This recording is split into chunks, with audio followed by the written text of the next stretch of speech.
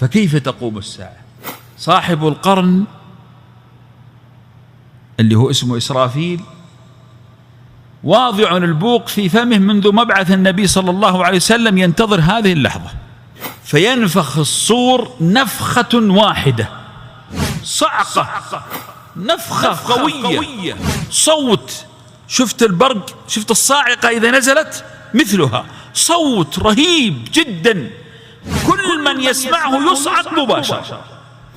يبدأ هذا الصوت، أول من يسمعه رجل يلوط حوض إبله فيموت، يرتفع الصوت، يا سيتبايعون يموتون، يرتفع الصوت، يمر الصوت كذا يمشي مثل الريح السريعة، فلا يسمعه أحد إلا ويموت، ويبدأ الموت في الناس، يبدأ الموت، الصوت يمشي والناس تموت تموت تموت، البهائم تموت، الدواب تموت، البشر يموتون، والصوت يرتفع حتى يصل إلى السماء فتموت الملائكة، فإذا مات الملائكة اضطربت السماء، والصوت يرتفع، والسماء تبدأ تمور، السماء مورا، تبدأ تتقلب، تكون وردة كالدهان، النجوم تنكدر، الشمس والقمر يصطدمان، السماء كانت محجوبة، ثم تبدأ الشهب تنزل على الأرض، والنيازك تخرج على الأرض، ثم بعد ذلك تتفجر الأرض، تتزلزل، تدك الأرض دكا دكا، وتتفجر الأرض ببراكينها، فتمشي البراكين إلى البحار،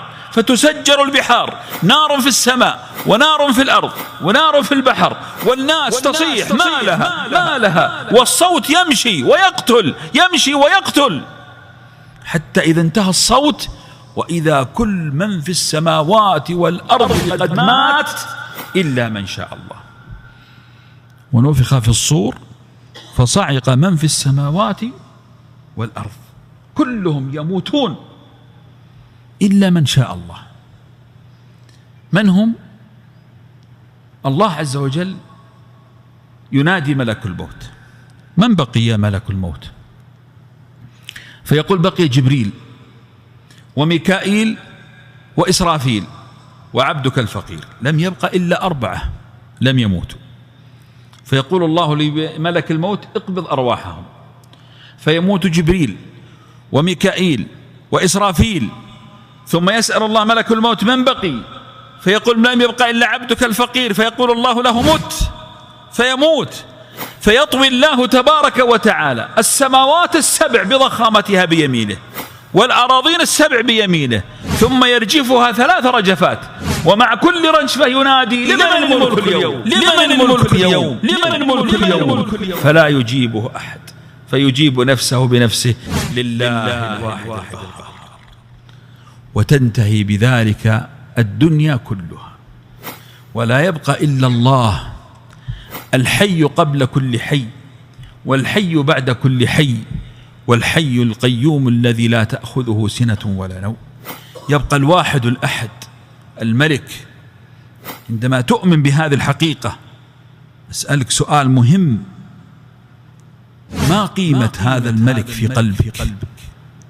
هل أوامره معظمة في قلبك؟ هل نواهيه معظمة في قلبك؟ كل شيء هالك إلا وجه الله عز وجل، فهل عظمت الله في نفسك؟ لازم هنا نرى أثر الإيمان في حياتك. هذا المطلوب، ليس المطلوب أن تعرف القصة، المطلوب أن تعرف أنه ليس هناك ملك إلا ملك الله. إذن أنا وأنت عبيد لله، ولا حول لنا ولا قوة إلا بالله، ولا ملجأ ولا منجا من الله إلا إليه.